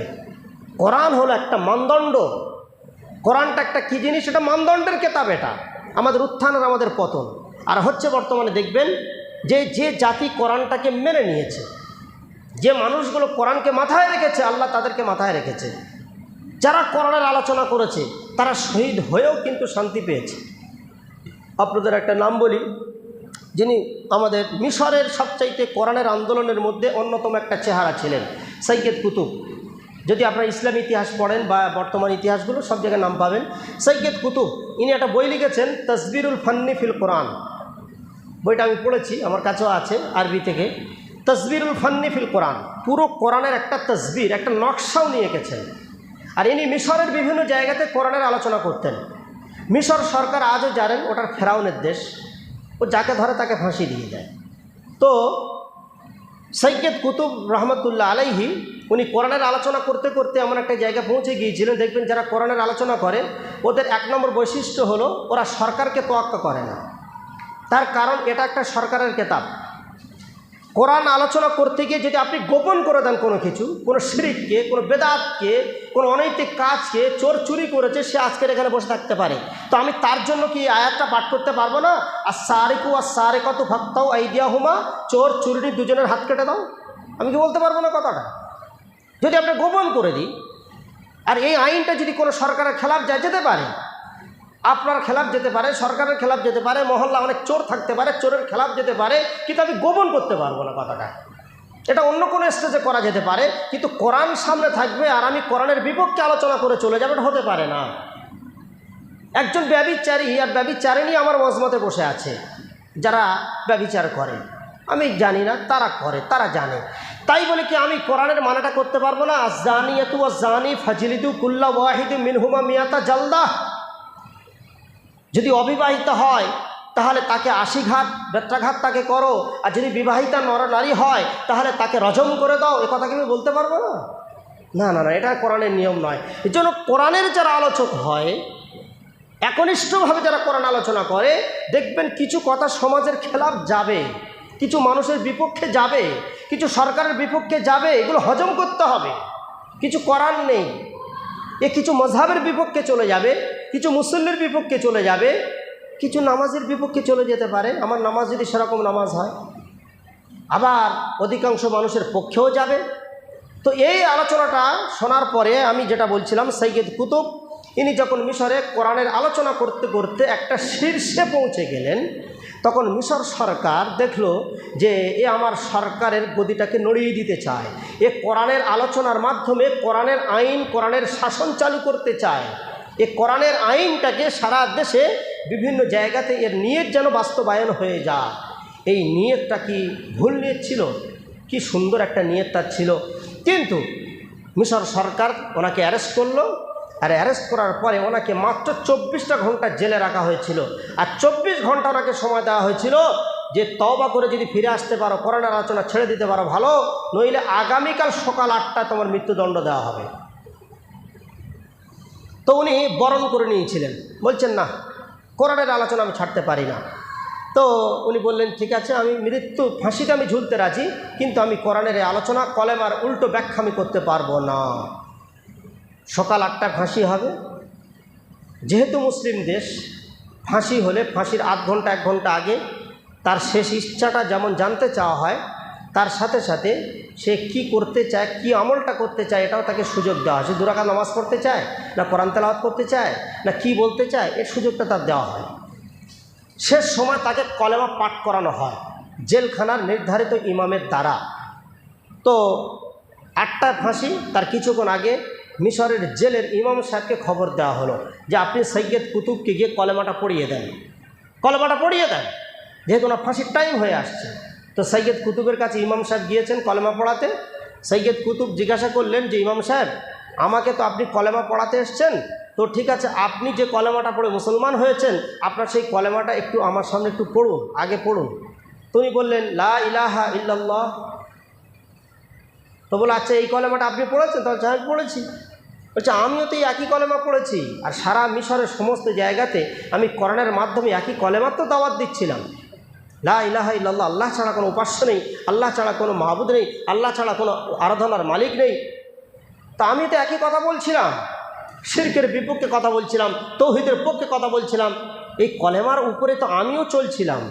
কিন্তু ইমাম সাহেব আমাকে একটা উত্তর দিন, কি এমন হয়ে গেল যে আপনি যে কলেমা পড়ে মুসলমান হয়েছেন, আপনি যে কলেমার দাওয়াত আপনিও মিশরে দিচ্ছেন, কিন্তু আপনার কলেমার দাওয়াত শোনার পরে, আপনার কোরআন শোনার পরে, আপনার মুখে হাদিস শোনার পরে, আপনার মুখে দিনের আলোচনা শোনার পরেও এখনকার মিশর সরকার আপনাকে এসি বাড়ি দিয়েছে, গাড়ি দিয়েছে, আপনাকে নিজস্ব একটা ফ্ল্যাট দিয়েছে, জেলখানার মসজিদের আপনি বেতনপ্রাপ্ত ইমাম হয়েছেন, আপনাকে সরকার দুধ কলা দিয়ে পুষছে, আর আমিও একই কলেমার দাওয়াত দেওয়ার কারণে আজকের আমার ফাঁসির দড়িতে ঝুলতে হচ্ছে।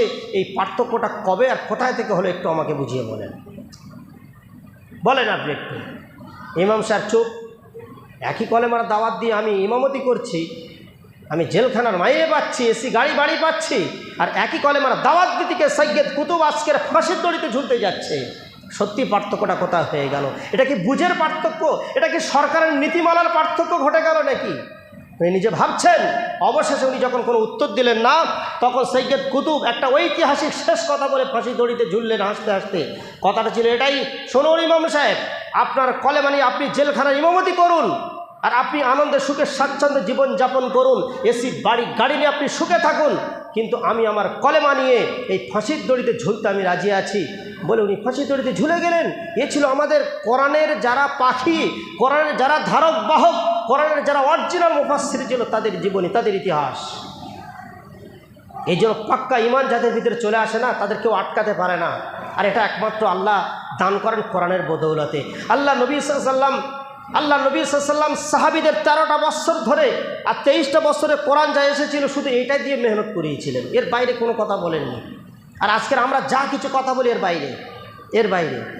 লাস্ট একটা কথা আপনাদেরকে আমি শোনাই।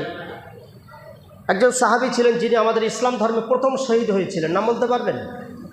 প্রথম শহীদ মহিলা, তার নাম কি ছিল? হযরতে সুমাইয়া রাদিয়াল্লাহু তাআলা আনহা, নাম শুনেছেন? এনার স্বামী হযরতে সুমাইয়া রাদিয়াল্লাহু তাআলা আনহার একটা মাত্র ছেলে ছিল, স্বামী না, এনার ছেলে ছিল একটা, উমাইর রাদিয়াল্লাহু তাআলা আনহু ইসলাম কবুল করেছিলেন। আপনারা জানেন যে হযরতে সুমাইয়া রাদিয়াল্লাহু তাআলা আনহুকে একই অফার দেওয়া হয়েছিল, এই নারীটাকে একই অফার দেওয়া হয়েছিল যে দেখো সুমাইয়া, এখনো সময় আছে, তোমরা যদি ফিরে এসো। এনার স্বামীও সম্ভবত, হ্যাঁ, এনার স্বামী ইসলাম কবুল করেছিল। এনার স্বামীর নাম ছিল ইয়াসির। তাহলে কে হয়ে গেল? ইয়াসির। আর ইয়াসিরের স্ত্রী সুমাইয়া, আর তার ছেলে উমাইর রাদিয়াল্লাহু তাআলা আনহু। এই তিনজনের উপরে এত অত্যাচার চালাতে শুরু করলো আরবের লোকেরা ধারণার বাইরে। হযরত ইয়াসিরকে জিজ্ঞাসা করা হচ্ছে। হযরত ইয়াসিরের শরীরটা ছিল দারুণ সুঠম শরীর ছিল, দারুণ গঠনটা ভালো ছিল, কিন্তু ওনার পিঠের চালে এরকম মনে হয় যেন কেউ কিছু কোনো আঘাত করলে যেরকম হয় দগদগ করতো, কয়েকটা ঘা ছিল, বড় বড় গর্ত মতো ছিল। তো একদিন একজন জিজ্ঞাসা করছেন, ইয়াসির, আল্লাহ তোমার শরীর তো খুব সুন্দর দান করেছেন, তুমি লম্বা চওড়া, দেখতে দারুণ, কিন্তু তোমার পিঠের চালে এই যে দাগগুলো, এই গর্তগুলো, কিসের গর্ত এটা? তো হযরত ইয়াসির তখন বলেছিলেন যে শোনো, তোমরা কি ওদিন ভুলে গিয়েছো?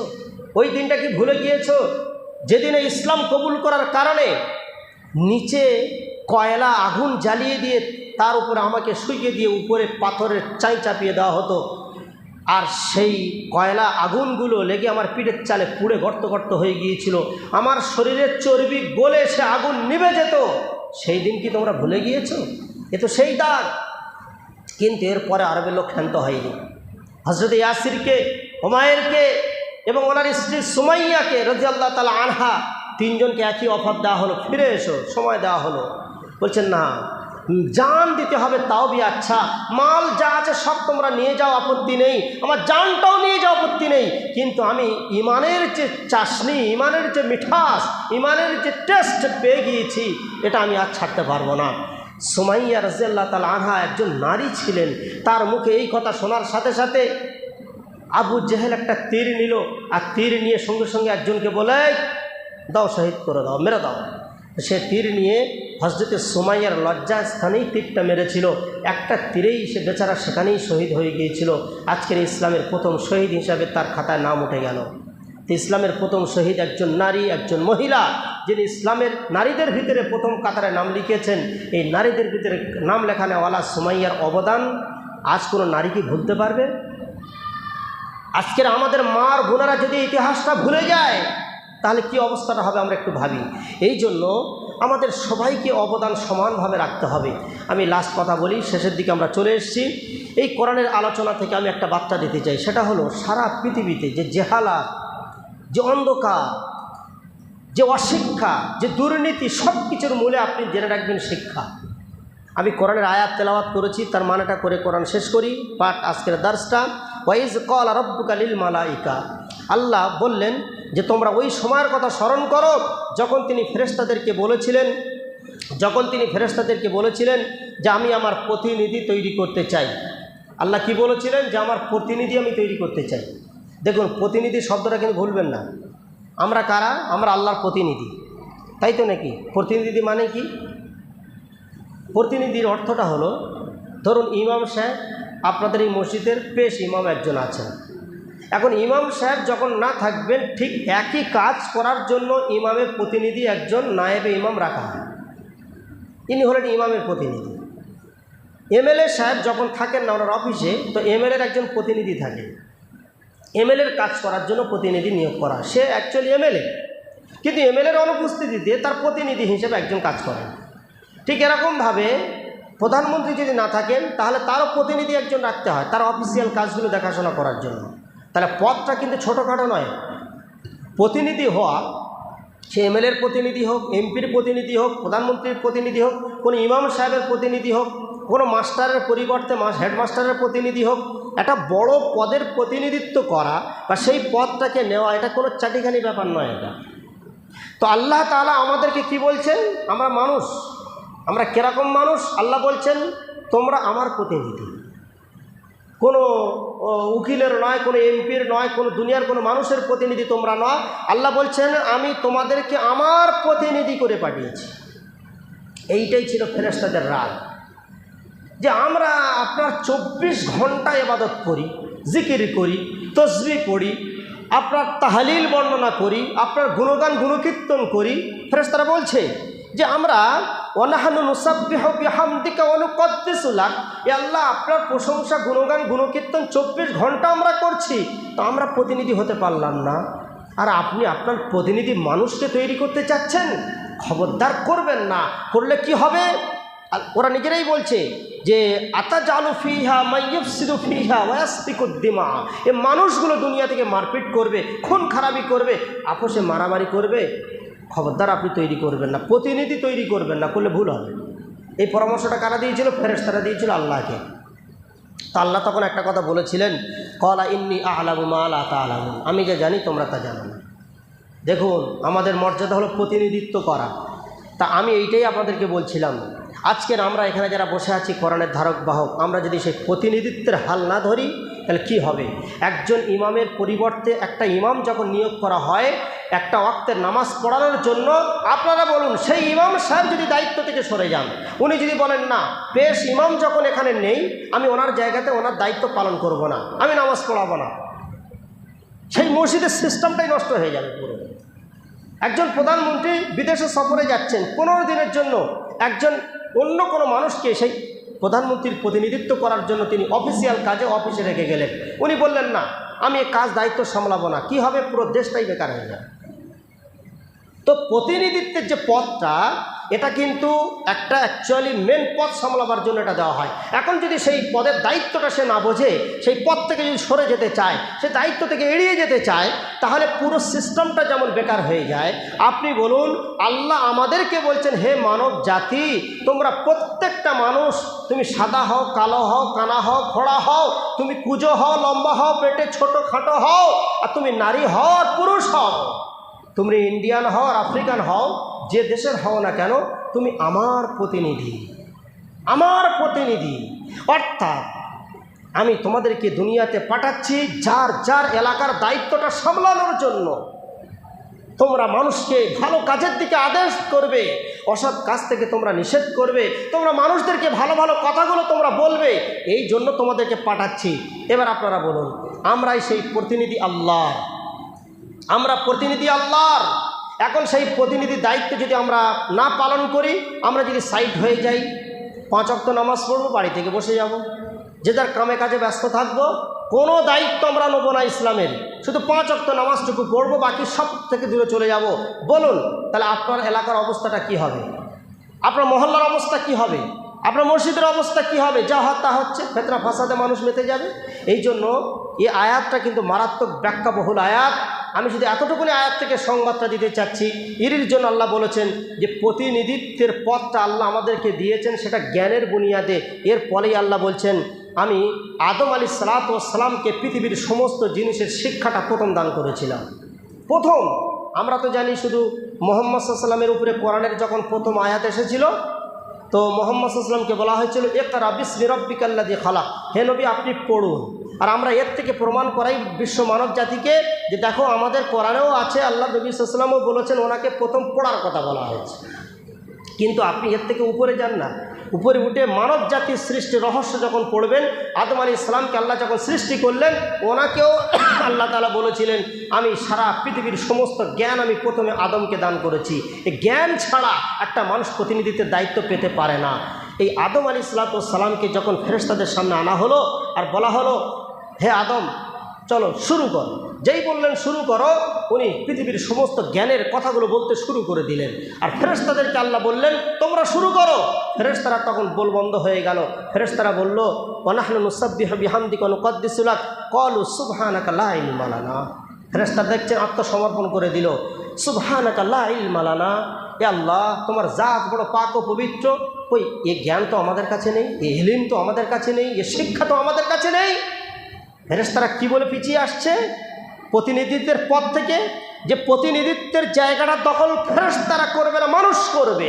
এটাই যখন একটা ভাগাভাগির জায়গা তৈরি হলো, আদম আলাইহিস সালামকে আল্লাহ বললেন তুমি জ্ঞানের কথাগুলো বলতে শুরু করো। উনি জ্ঞানের কথাগুলো, পৃথিবীর সমস্ত বস্তুর নামগুলো বলতে শুরু করে দিলেন। আর ফেরেশতাদেরকে আল্লাহ যখন বললেন তোমরা বলো লা ইলমা লানা, আল্লাহ তুমি আমাদেরকে এই জ্ঞানটা তুমি কই দাওনি, আমাদের কাছে এলেম তো নেই, তবে ইল্লা মা আল্লামতানা, যতটুকুনি তুমি আমাদেরকে শিখিয়েছো আমরা এর বাইরে একটা কথাও বলতে পারবো না। তো আল্লাহ তাআলা তখন বললেন, এবারে বুঝে এসছে যে আমি কেন মানব জাতিকে সৃষ্টি করতে চলেছি, যে এরা জ্ঞানের বুনিয়াদে, এলমের বুনিয়াদে, শিক্ষার বুনিয়াদে এরা সারা পৃথিবীটাকে এরাই কন্ট্রোল করতে পারে। ফেরেশতা তোমরা কিন্তু পারো না, তোমরা কেউ রুকুতে থাকবে, তোমরা কেউ সেজদায় পড়ে থাকবে, তোমাদের কাজ ইবাদত করা, কিন্তু মানুষের কাজ শুধু ইবাদত নয়, এরা সারা পৃথিবীটাকে কন্ট্রোল করবে। এরা বিভিন্ন জায়গাতে সারা পৃথিবীর নেতৃত্ব এদের হাতে আমি আল্লাহ তুলে দিয়েছি। এই জন্য ইলম শিক্ষা ছাড়া আমরা একটু আগে বাড়তে পারবো না। এই জন্য নিজেরা কোরআনের শিক্ষা, হাদিসের শিক্ষা, এছাড়া যত রকমের শিক্ষা আছে আমরা সেগুলো আমরা বাচ্চাদেরকে দেবো। শুধু তাই নয়, এই শিক্ষাটাকে আমরা এমন একটা জায়গায় নিয়ে যাব যে ইনশাআল্লাহ আমাদের ঘর থেকে এমন বাচ্চা আমরা তৈরি করব যারা সারা পৃথিবীকে আলোকিত করবে ইনশাআল্লাহ। আল্লাহ আমাদের সকলকে এই সংক্ষিপ্ত আলোচনাটা যা আমরা শুনেছি, এ শোনার থেকে বেশি বেশি করে এটাকে আমাদের বুঝতে হবে। যা শুনলাম এটা কতটা বুঝতে পারলাম। আমি প্রথমে বলেছি এটা একটা আলোচনা সভা, এটা বক্তৃতার সভা নয়, এটা কোনো জলসার স্টেজ নয়। আমরা এইগুলোকে গবেষণা করি, নিজেদের মধ্যে আনি যে সত্যি কোরআন এই কিতাবটা সারা মসজিদগুলোতে আমরা কিভাবে আম করে দেবো। আমার তো মন চায় আপনাদের এই দায়িত্বটা নেওয়ার জন্য জমিয়তে আহলে হাদিসের নেতৃত্বে মিঠিয়াপুরুষের যে কটা মসজিদ আছে প্রত্যেকটা মসজিদে যে যার ইমাম সাহেবের দ্বারা কোরআনের আলোচনা শুরু হয়ে যায়। জরুরি, এটা খুবই জরুরি। এটা এমন একটা কোরআন, এই জন্য আল্লাহ আফসোস করে বলেছেন আফালা ইয়াতাদাব্বারুনাল কোরআন, তোমরা কোরআনটাকে বোঝার চেষ্টা করছো না কেন? কি উত্তর আছে আমাদের কাছে? আল্লাহ জিজ্ঞাসা করছেন আমাদের কাছে, তোমরা কোরআনটাকে বোঝার চেষ্টা করছো না কেন?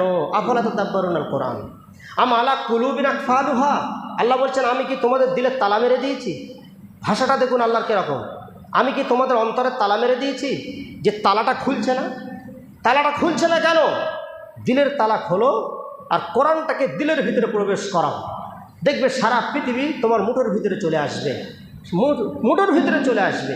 তো সেই জ্ঞানটা আজকের আমাদের অর্জন করতে হবে। আল্লাহ তাআলা আমাদের এই আলোচনাটা প্রত্যেকের অনুধাবন করার তৌফিক দান করুন, আমিন। যদি কারোর কিছু জানার থাকে অথবা কোনো প্রশ্ন থাকে আপনারা সেটা জানার জন্য করতে পারেন, কোনো অসুবিধা নেই।